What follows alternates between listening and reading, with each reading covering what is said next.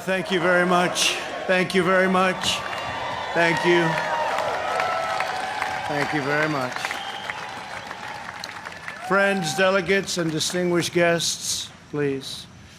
I stand before you tonight, honored by your support, proud of the extraordinary progress we have made together over the last 4 incredible years, and brimming with confidence in the bright future we will build for America over the next 4 years.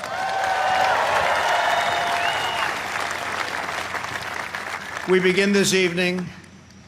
Our thoughts are with the wonderful people who have just come through the wrath of Hurricane Laura. We are working closely with state and local officials in Texas, Louisiana, Arkansas, Mississippi, sparing no effort to save lives. While the hurricane was fierce, one of the strongest to make landfall in 150 years, the casualties and damage were far less than thought possible only 24 hours ago. And this is due to the great work of FEMA, law enforcement, and the individual states. I will be going this weekend, and congratulations, thank you for that great job out there. We really appreciate it. We are one national family, and we will always protect, love, and care for each other. Here tonight are the people who have made my journey possible and filled my life with so much joy. For her incredible service to our nation and its children, I want to thank our magnificent First Lady.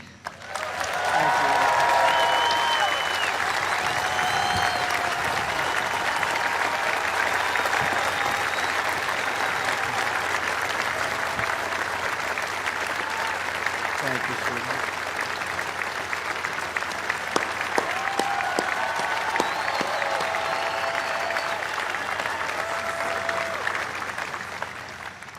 I also want to thank my amazing daughter, Ivanka, for that introduction, and to all of my children. Ivanka, please stand up. Great job. And to all of my children and grandchildren, I love you more than words can express. I know my brother Robert is looking down on us right now from heaven. He was a great brother and was very proud of the job we are all doing. Thank you. We love you, Robert.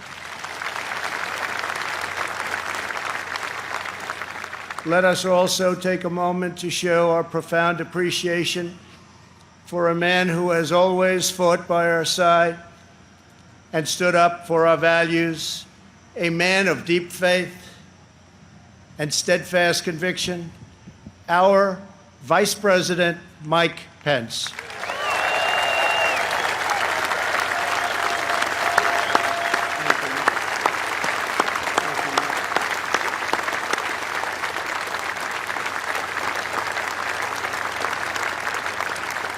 And Mike is joined by his beloved wife, a teacher, and military mom, Karen Pence. Thank you, Karen.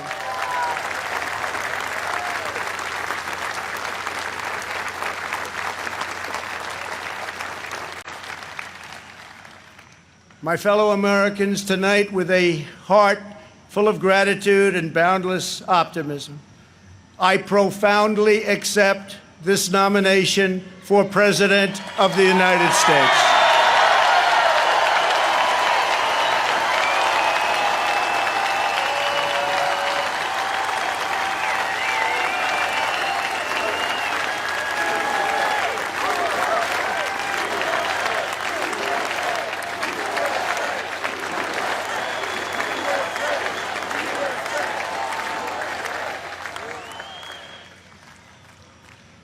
The Republican Party, the party of Abraham Lincoln, goes forward united, determined, and ready to welcome millions of Democrats, independents, and anyone who believes in the greatness of America and the righteous heart of the American people.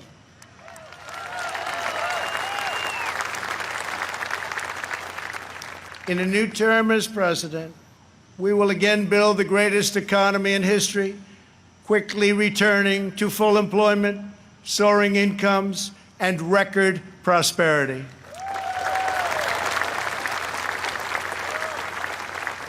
We will defend America against all threats and protect America against all dangers. We will lead America into new frontiers of ambition and discovery, and we will reach for new heights of national achievement.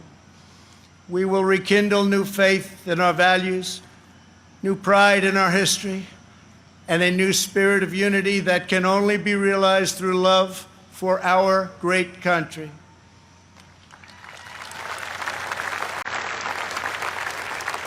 Because we understand that America is not a land cloaked in darkness. America is the torch that enlightens the entire world.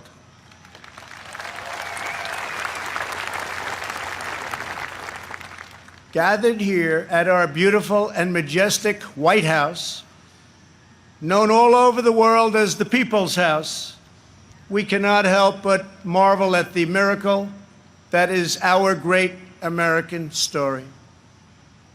This has been the home of larger-than-life figures like Teddy Roosevelt and Andrew Jackson, who rallied Americans to bold visions of a bigger and brighter future.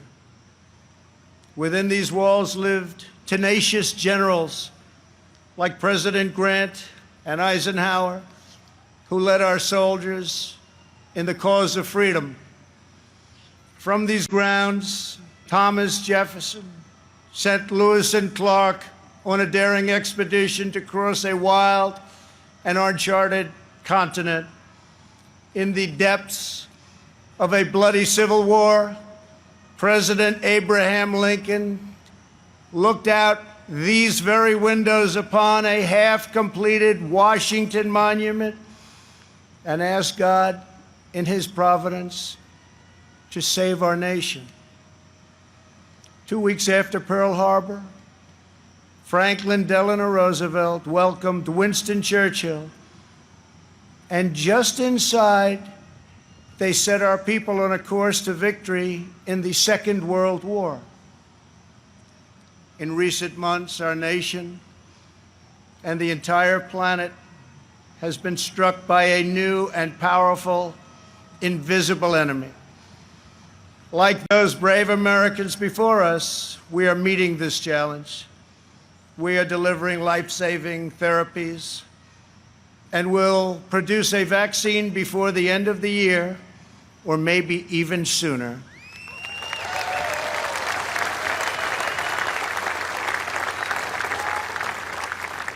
We will defeat the virus, end the pandemic, and emerge stronger than ever before.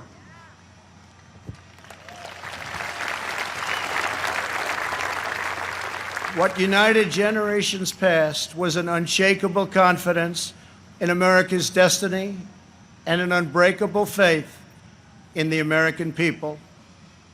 They knew that our country is blessed by God and has a special purpose in this world. It is that conviction that inspired the formation of our union, our westward expansion, the abolition of slavery, the passage of civil rights, the space program, and the overthrow of fascism, tyranny, and communism.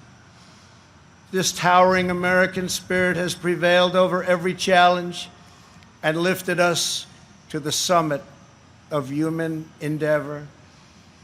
And yet, despite all of our greatness as a nation, everything we have achieved is now in danger. This is the most important election in the history of our country.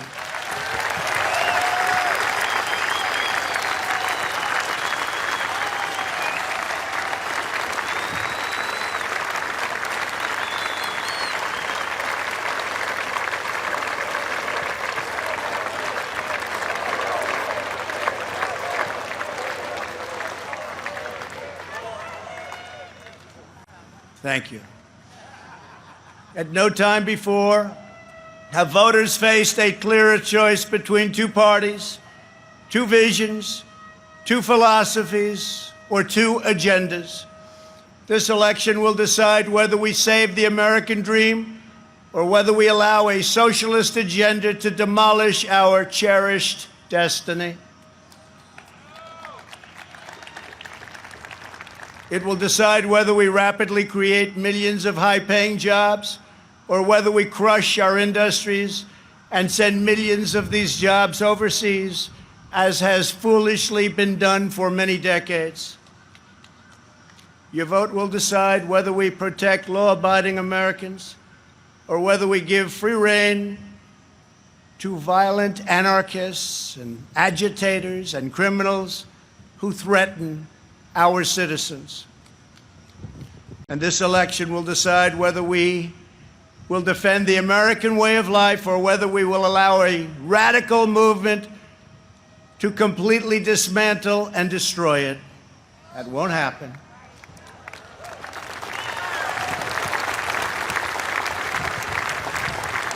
At the Democrat National Convention, Joe Biden and his party repeatedly assailed America as a land of racial, economic, and social injustice. So tonight I ask you a simple question. How can the Democrat Party ask to lead our country when it spends so much time tearing down our country?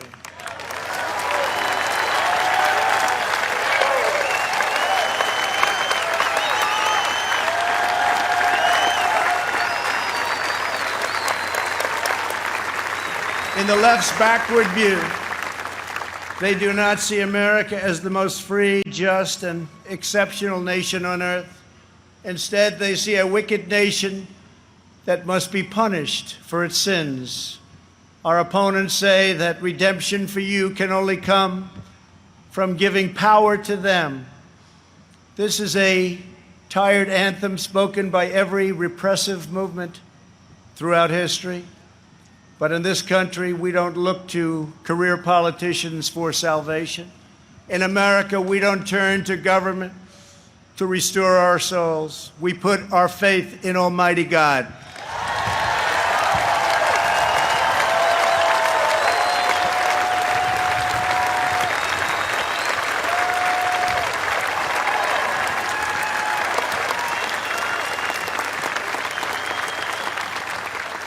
Joe Biden is not a savior of America's soul. He is the destroyer of America's jobs, and if given the chance, he will be the destroyer of American greatness. For 47 years, Joe Biden took the donations of blue-collar workers, gave them hugs and even kisses,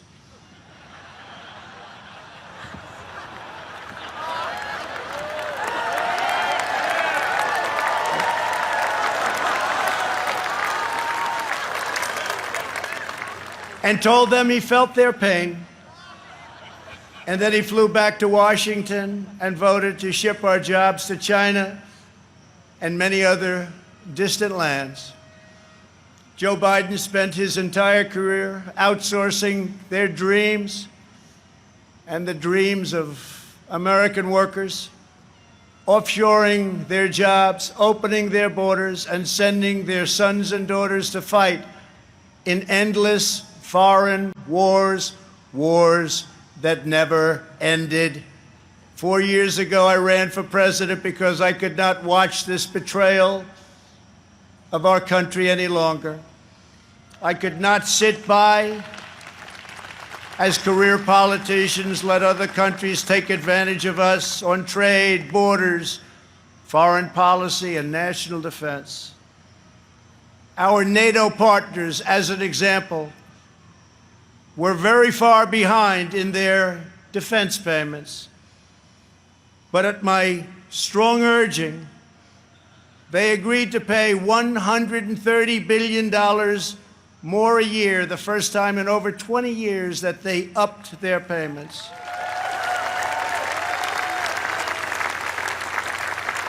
And this $130 billion will ultimately go to $400 billion a year. And Secretary General Stoltenberg, who heads NATO, was amazed after watching for so many years and said that President Trump did what no one else was able to do. Thank you.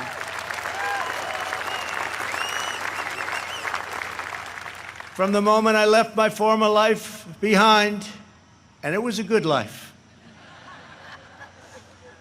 I have done nothing but fight for you. I did what our political establishment never expected and could never forgive, breaking the cardinal rule of Washington politics. I kept my promise.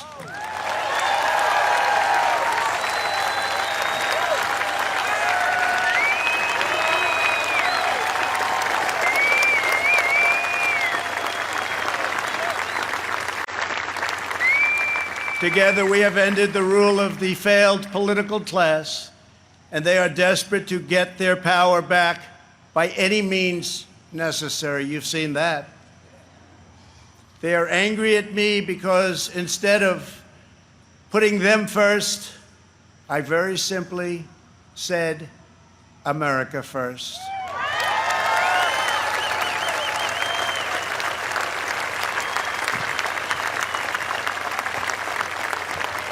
Thank you.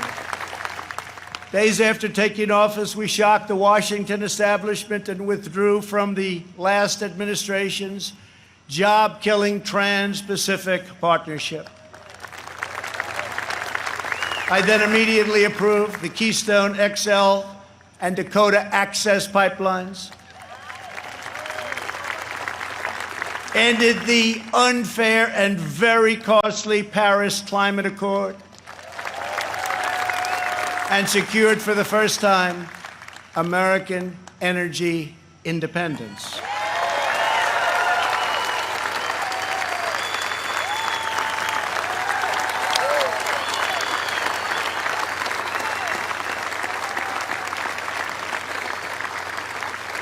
We passed record-setting tax and regulation cuts at a rate nobody had ever seen before. Within 3 short years, we built the strongest economy in the history of the world. Washington insiders asked me not to stand up to China. They pleaded with me to let China continue stealing our jobs, ripping us off, and robbing our country blind. But I kept my word to the American people. We took the toughest, boldest, strongest, and hardest-hitting action against China in American history by far.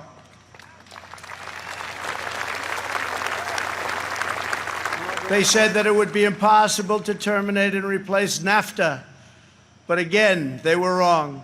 Earlier this year, I ended the NAFTA nightmare and signed the brand new U.S.-Mexico-Canada agreement into law.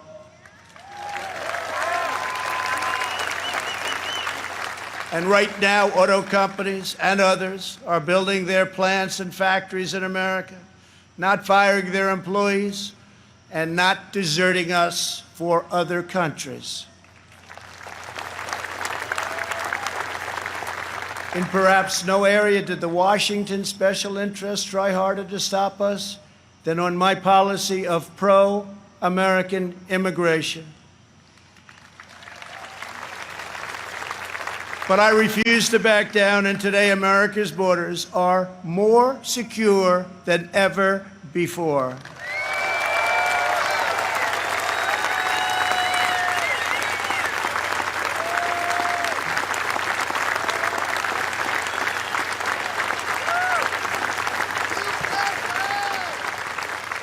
Thank you. We ended catch and release, stopped asylum fraud, took down human traffickers who prey on women and children, and we have deported 20,000 gang members and 500,000 criminal aliens.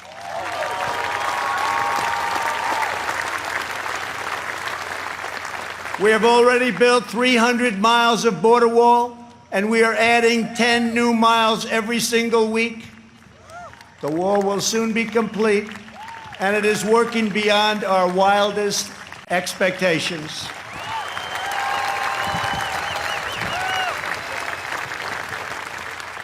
We are joined this evening by members of the Border Patrol Union, representing our country's courageous border agents. Thank you very much for being here. Thank you. Brave, brave people.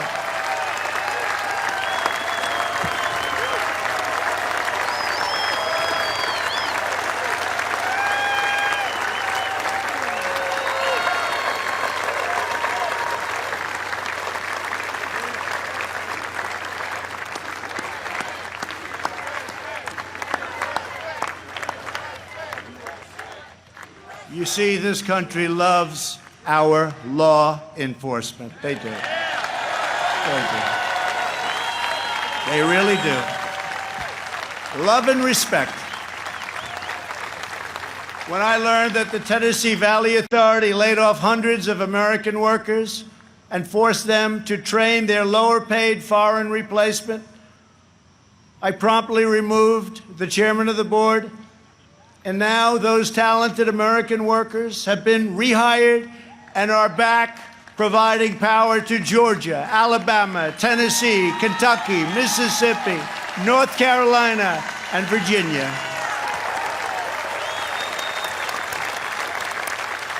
They have their old jobs back, and some are here with us this evening. Please stand. You went through a lot. Please stand. Thank you. Thank you very much. You've been through a lot. Thank you very much. Last month, I took on Big Pharma. You think that's easy? It's not. And signed orders that will massively lower the cost of your prescription drugs and give critically ill patients access to life-saving cures. We passed the decades-long-awaited right to try. Right to try.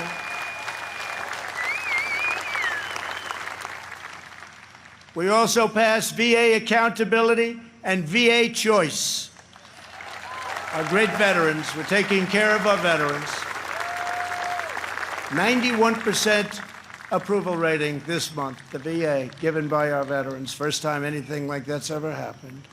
By the end of my first term, we will have approved more than 300 federal judges, including 2 great new Supreme Court justices.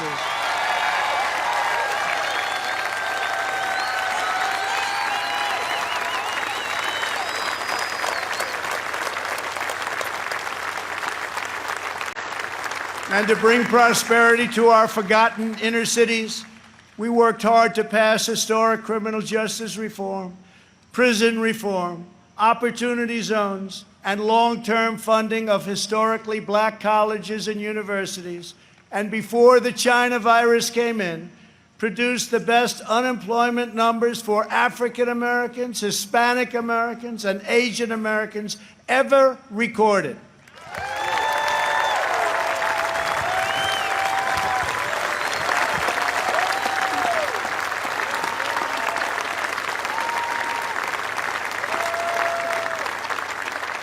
And I say very modestly that I have done more for the African American community than any president since Abraham Lincoln, our first Republican president.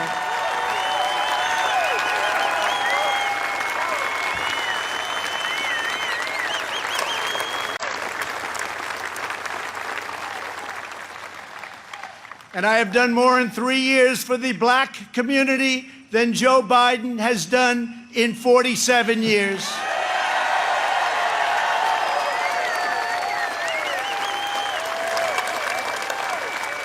And when I'm reelected, the best is yet to come.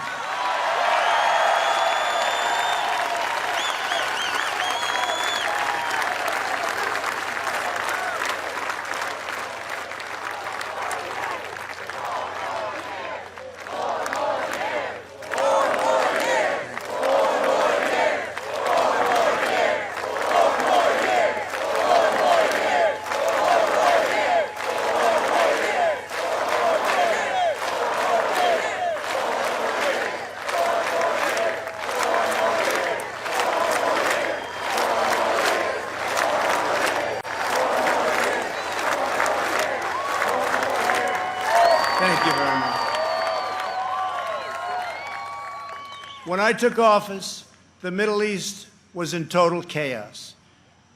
ISIS was rampaging, Iran was on the rise, and the war in Afghanistan had no end in sight.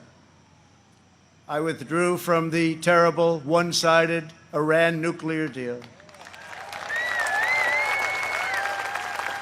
Unlike many presidents before me, I kept my promise, recognized Israel's true capital, and moved our embassy to Jerusalem.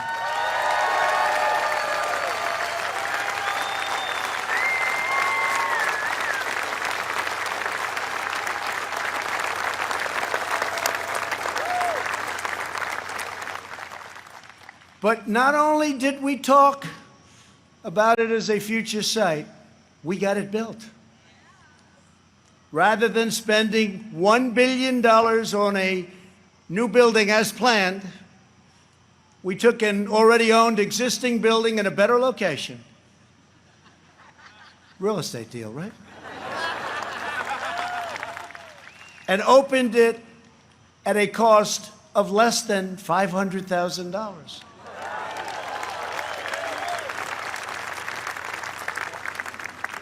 Many things like that government is doing right now. We also recognized Israeli sovereignty over the Golan Heights. And this month we achieved the first Middle East peace deal in 25 years. Thank you to UAE. Thank you to Israel.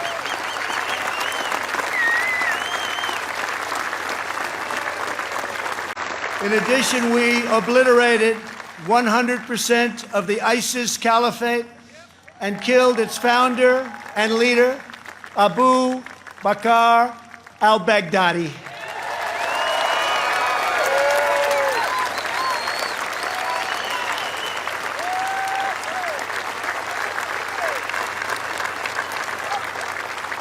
Then in a separate operation, we eliminated the world's #1 terrorist by far, Qasem Soleimani.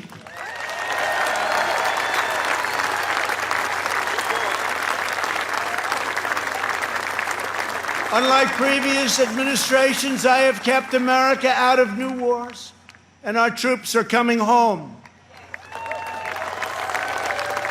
We have spent nearly $2.5 trillion on completely rebuilding our military, which was very badly depleted when I took office, as you know. This includes 3 separate pay raises for our great warriors.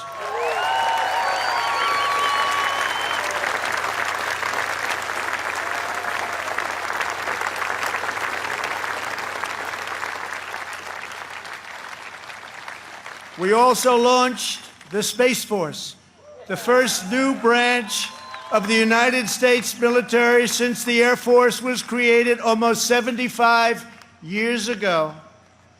We have spent the last 4 years reversing the damage Joe Biden inflicted over the last 47 years. Biden's record is a shameful roll call of the most catastrophic betrayals and blunders in our lifetime. He has spent his entire career on the wrong side of history. Biden voted for the NAFTA disaster, the single worst trade deal ever enacted. He supported China's entry into the World Trade Organization, one of the greatest economic disasters of all time. After those Biden calamities, the United States lost 1 in 4 manufacturing jobs. We laid off workers in Michigan, Ohio, New Hampshire, Pennsylvania, and many other states. They didn't want to hear Biden's hollow words of empathy. They wanted their jobs back. As vice president, he supported the Trans-Pacific Partnership, which would have been a death sentence for the U.S. auto industry. He backed the horrendous South Korea trade deal, which took many jobs from our country and which I've reversed and made a great deal for our country. He repeatedly supported mass amnesty for illegal immigrants. He voted for the Iraq War. He opposed the mission to take out Osama bin Laden. He opposed killing Soleimani. He oversaw the rise of ISIS and cheered the rise of China as a positive development for America and the world, some positive development. That's why China supports Joe Biden and desperately wants him to win. I can tell you that upon very good information. China would own our country if Joe Biden got elected. Unlike Biden, I will hold them fully accountable for the tragedy that they caused all over the world. In recent months, our nation and the world has been hit by the once-in-a-century pandemic that China allowed to spread around the globe. They could have stopped it, but they allowed it to come out. We are grateful to be joined tonight by several of our incredible nurses and first responders. Please stand and accept our profound thanks and gratitude.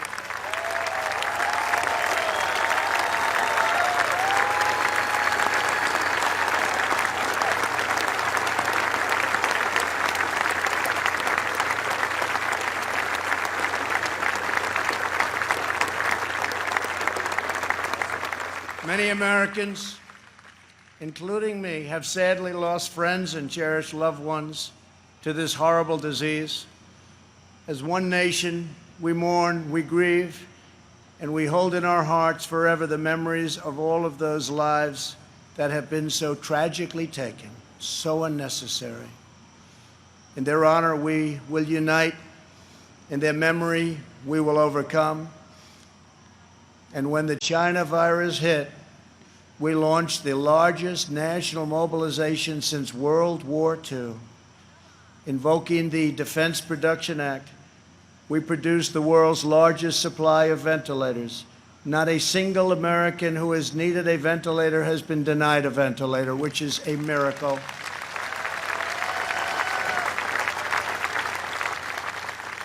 Good job heading the task force by our great Vice President. Thank you very much, Mark. Please stand up.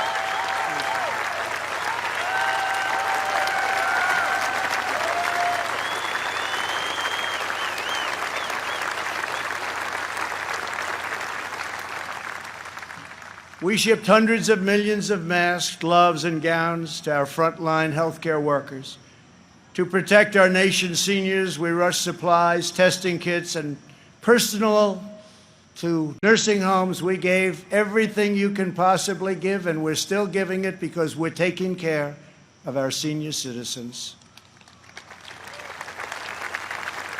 The Army Corps of Engineers built field hospitals, and the Navy deployed our great hospital ships. We developed from scratch the largest and most advanced testing system anywhere in the world. America has tested more than every country in Europe put together, and more than every nation in the Western Hemisphere combined. Think of that. We have conducted 40 million more tests than the next closest nation, which is India. We developed a wide array of effective treatments, including a powerful antibody treatment known as convalescent plasma. You saw that on Sunday night when we announced it, that will save thousands and thousands of lives. Thanks to advances, we have pioneered the fatality rate, and you look at it and you look at the numbers, it has been reduced by 80% since April, 80%. The United States has among the lowest case fatality rates of any major country anywhere in the world.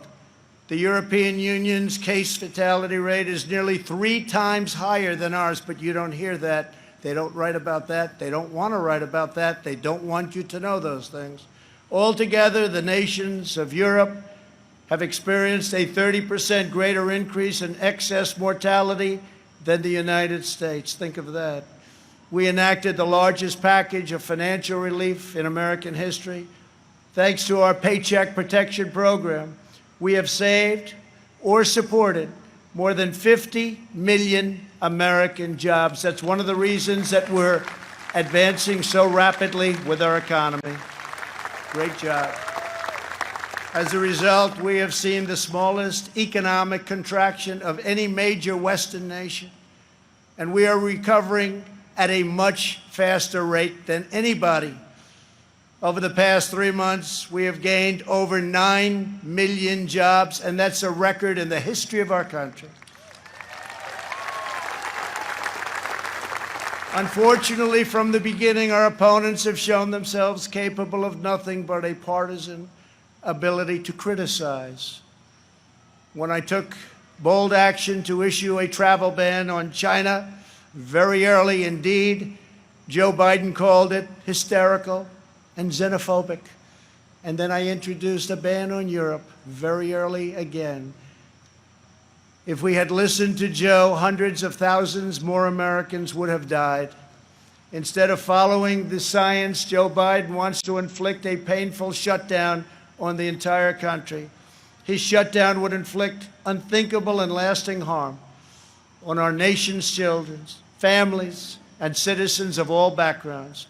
The cost of the Biden shutdown would be measured in increased drug overdoses, depression, alcohol addiction, suicides, heart attacks, economic devastation, job loss, and much more.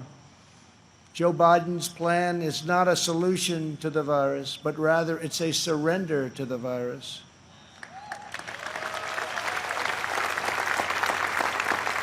My administration has a very different approach. To save as many lives as possible, we are focusing on the science, the facts, and the data. We are aggressively sheltering those at highest risk, especially the elderly, while allowing lower-risk Americans to safely return to work and to school. And we want to see so many of those great states be opened by Democrats. We want them to be open. They have to be open. They have to get back to work. They have to get back to work, and they have to get back to school. Most importantly, we are marshaling America's scientific genius to produce a vaccine in record time. Under Operation Warp Speed, we have 3 different vaccines in the final stage of trials. Right now, years ahead of what has been achieved before. Nobody thought it could ever be done this fast. Normally, it would be years, and we did it in a matter of a few months. We are producing them in advance so that hundreds of millions of doses will be quickly available. We will have a safe and effective vaccine this year, and together we will crush the virus.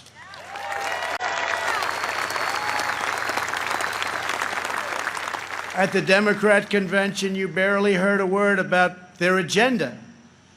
But that's not because they don't have one. It's because their agenda is the most extreme set of proposals ever put forward by a major party nominee. Joe Biden may claim he is an ally of the light, but when it comes to his agenda, Biden wants to keep us completely in the dark. He doesn't have a clue. He has pledged a $4 trillion tax hike on almost all American families, which will totally collapse our rapidly improving economy, and once again, record stock markets that we have right now will also collapse. That means your 401ks, that means all of the stocks that you have. On the other hand, just as I did in my first term, I will cut taxes even further for hardworking moms and dads. I will not raise taxes. I will cut them, and very substantially. And we will also provide tax credits to bring jobs out of China back to America, and we will impose tariffs on any company that leaves America to produce jobs overseas. We will make sure our companies and jobs stay in our country, as I've already been doing for quite some time, if you've noticed. Joe Biden's agenda is made in China. My agenda is made in the USA.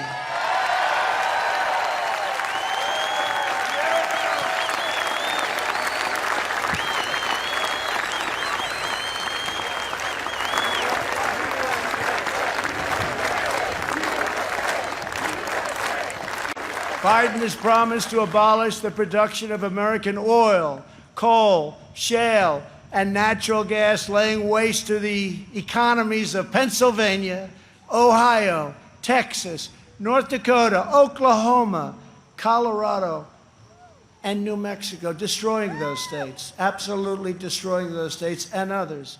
Millions of jobs will be lost, and energy prices will soar. These same policies led to crippling power outages in California just last week. Everybody saw that. Tremendous power outage. Nobody's seen anything like it, but we saw that last week in California. How can Joe Biden claim to be an ally of the light when his own party can't even keep the lights on?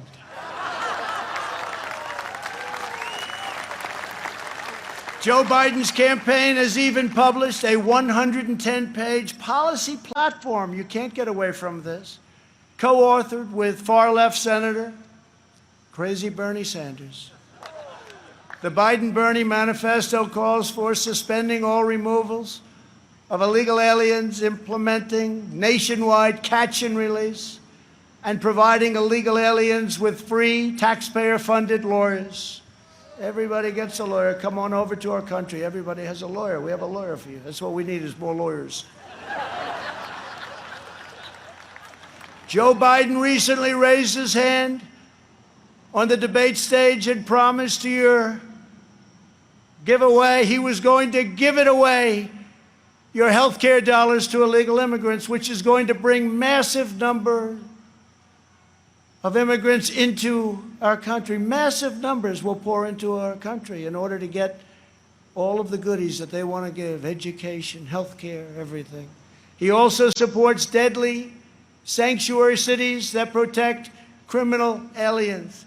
He promised to end national security travel bans from jihadist nations, and he pledged to increase refugee admissions by 700%. This is in the manifesto. The Biden plan would eliminate America's borders in the middle of a global pandemic, and he's even talking about taking the wall down. How about that?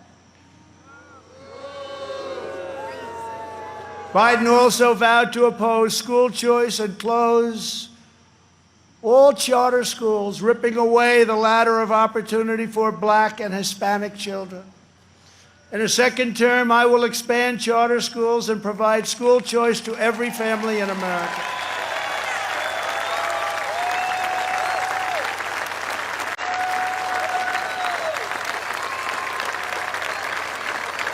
And we will always treat our teachers with the tremendous respect that they deserve. Great people. Great, great people. Joe Biden claims he has empathy for the vulnerable, yet the party he leads supports the extreme late-term abortion of defenseless babies right up until the moment of birth. Democrat leaders talk about moral decency, but they have no problem with stopping a baby's beating heart in the 9th month of pregnancy. Democrat politicians refuse to protect innocent life, and then they lecture us about morality and saving America's soul. Tonight, we proudly declare that all children, born and unborn, have a God-given right to life.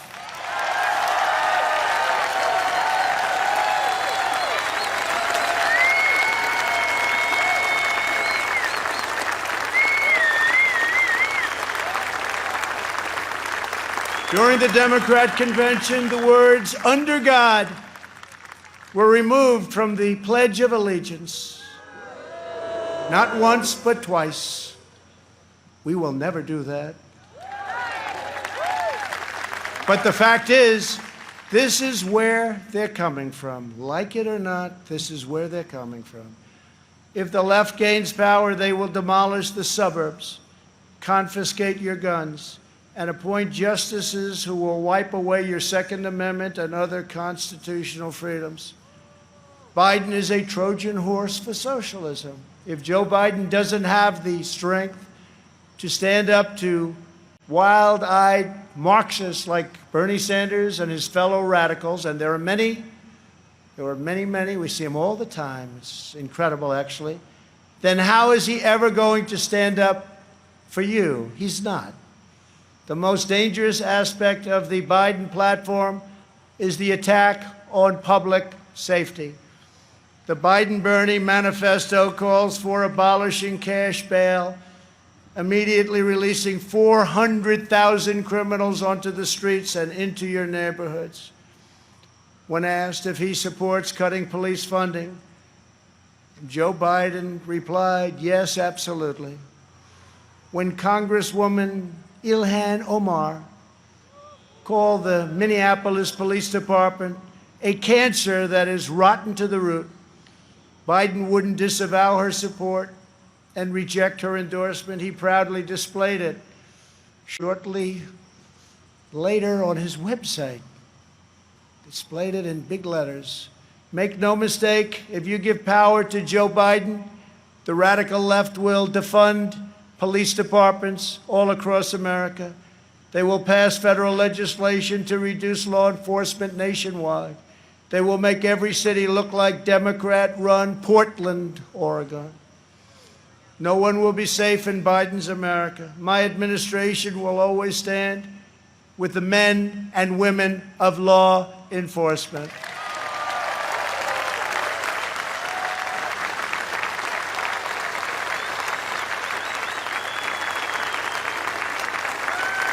Every day, police officers risk their lives to keep us safe, and every year, many sacrifice their lives in the line of duty. One of these incredible Americans was Detective Miostas Familia. She was part of a team of American heroes called the NYPD, or New York's Finest, who I was very, very proud to get their endorsement just the other day. Great people, great people. They were allowed to do their job. You'd have no crime in New York. Rudy Giuliani knows that better than anybody. Thank you, Rudy. 3 years ago, on the 4th of July weekend, Detective Familia was on duty in her vehicle when she was ambushed just after midnight and murdered by a monster who hated her purely for wearing the badge. Detective Familia was a single mom. She recently asked for the night shift so she could spend more time with her kids. 2 years ago, I stood in front of the U.S. Capitol alongside those beautiful children and held their grandmother's hand as they mourned their terrible loss, and we honored Detective Familia's extraordinary life. It was extraordinary.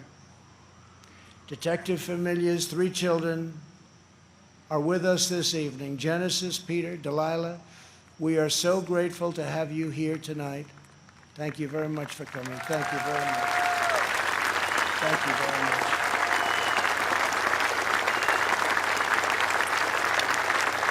Thank you very much.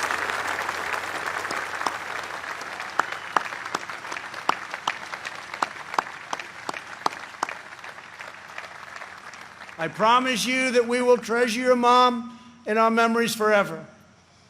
We must remember that the overwhelming majority of police officers in this country, and that's the overwhelming majority, are noble, courageous, and honorable. We have to give law enforcement, our police, back their power. They are afraid to act. They are afraid to lose their pension. They are afraid to lose their jobs. And by being afraid, they are not able to do the job that they so desperately want to do for you. And those who suffer most are the great people who they protect and who they want to protect at an even higher level. When there is police misconduct, the justice system must hold wrongdoers fully and completely accountable, and it will. But when we can never have a situation where things are going on as they are today, we must never allow mob rule. We can never allow mob rule. In the strongest possible terms, the Republican Party condemns the rioting, looting, arson, and violence we have seen in Democrat-run cities all, like Kenosha, Minneapolis, Portland, Chicago, and New York, and many others, Democrat-run. There is violence and danger in the streets of many Democrat-run cities throughout America. This problem could easily be fixed if they wanted to. Just call. We're ready to go in. We'll take care of your problem in a matter of hours. Just call. We have to wait for the call. It's too bad we have to, but we have to wait for the call. We must always have law and order. All federal crimes are being investigated, prosecuted, and punished to the fullest extent of the law.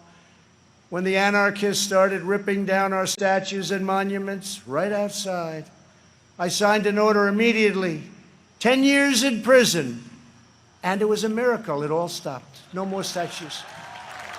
They said, that's just too long, as they looked at a statue. I think we'll rip it down. Then they said 10 years in prison. I think that's too long. Let's go home. During their convention, Joe Biden and his supporters remained completely silent about the rioters and criminals spreading mayhem in Democrat-run cities. They never even mentioned it during their entire convention. Never once mentioned. Now they're starting to mention it because their poll numbers are going down like a rock in water. It's too late, Joe. In the face of left-wing anarchy and mayhem in Minneapolis, Chicago, and other cities, Joe Biden's campaign did not condemn it. They donated to it. At least 13 members of Joe Biden's campaign staff donated to a fund to bail out vandals, arsonists, anarchists, looters, and rioters from jail. Here tonight is the grieving family of retired police captain David Dorn, a 38-year veteran of the St. Louis Police Department, a great man and a highly respected man by all. In June, Captain Dorn was shot and killed as he tried to protect a store from rioters and looters, or as the Democrats would call them, peaceful protesters. They call them peaceful protesters. We're honored to be joined tonight by his wonderful wife, Ann, and beloved family members, Brian and Kaylin. To each of you, we will never forget the heroic legacy of Captain David Dorn. Thank you very much for being here. Thank you.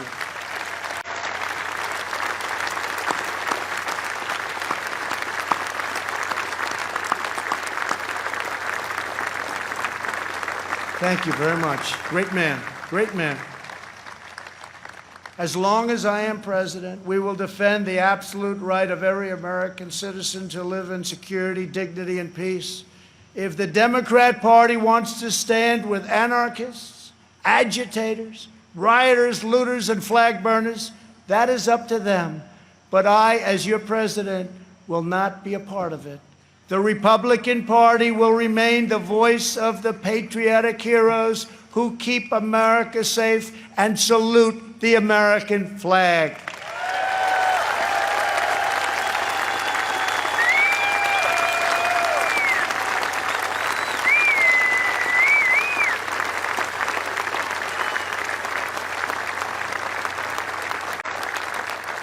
Last year, over 1,000 African Americans were murdered as a result of violent crime in just 4 Democrat-run cities. The top 10 most dangerous cities in the country are run by Democrats and have been for many decades. Thousands more African Americans are victims of violent crime in the